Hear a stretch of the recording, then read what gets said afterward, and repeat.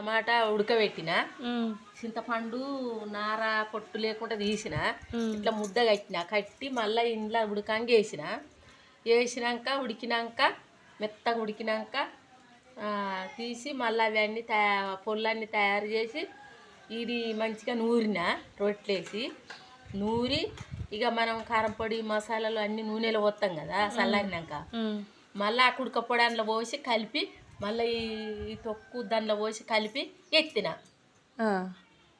Super ఉన్నది. పోసి దేనిలోకి పెట్టినావు? పోసేర్రా, చెప్పేదేంటి దాంట్లో కలిపిన అన్నీ నూనెలా, చెప్పేదేంటిది. పోసేసిన నూనెలో ఇవన్నీ మసాలాలు కలిపినావు. చల్లారినాక తుడుకులో కాదు చల్లారాలి.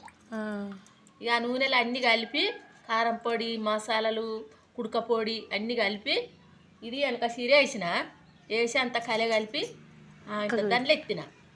మంచిగా ఉందా? సూపర్ ఉన్నది.